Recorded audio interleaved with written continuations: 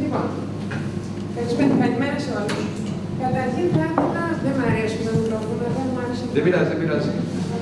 Το ξέρουμε, το καταλάβαμε. Μ' ακούτε? Λοιπόν, καταρχήν να ευχαριστήσω τον κύριο Μάρτζαρη για την πρόσκληση. Είναι μεγάλη τιμή να βρίσκομαι σήμερα εδώ.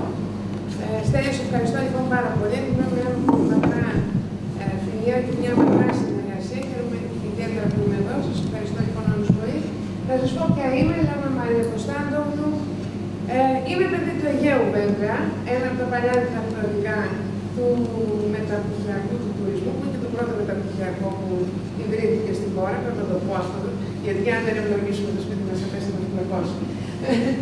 Έρχομαι όμως εδώ εκ μέρους των δύο αναπτυξιακών της περιφέρειας Βορείου Αιγαίου. Η περιφέρεια Βορείου Αιγαίου λοιπόν έχει δύο αναπτυξιακές, μία είναι η Ελωρής.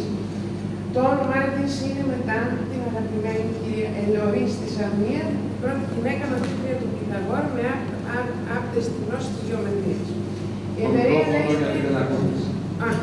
Η εταιρεία λέγεται Εταιρεία Έρευνας, Εκπαίδευσης, Καινοτομίας και Ανάπτυξης της Περιφέρειας Βορείου Αιγαίου, αλλά ο διακριστικός της τίτλος είναι Ελωρής. Ασχολείται με δύο πράγματα. Είναι αναπτυξιακή εταιρεία με έμφαση στο ανθρώπινο δυναμικό, στην ανάπτυξη του ανθρώπινου δυναμικού και άλλες ορθενέργειες, και βεβαίως υπάρχει μια δεύτερη.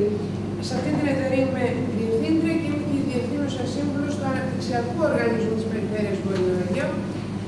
Αυτός όμως ασχολείται πια με τεχνικά έργα, με οδοποιίες, με την υποδομή αυτή καθ' αυτή.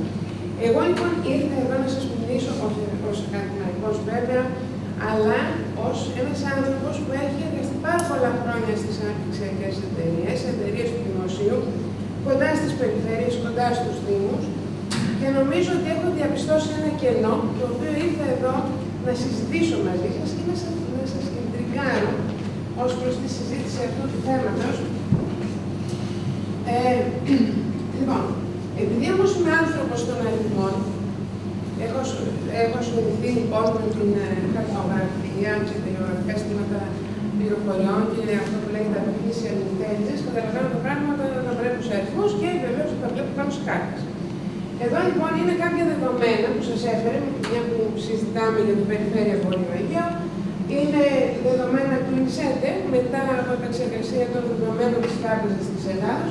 Σε αυτό το διάγραμμα, αυτό που βλέπετε είναι η μέση διάρκεια παραμονής στα νησιά της κάθε περιφέρειας, και αυτό που θέλω να παρατηρήσετε είναι ότι το Βόρειο Αιγαίο έχει μια μεγάλη διάρκεια παραμονής στα νησιά σε σχέση με όλη την υπόλοιπη χώρα. Επίσης,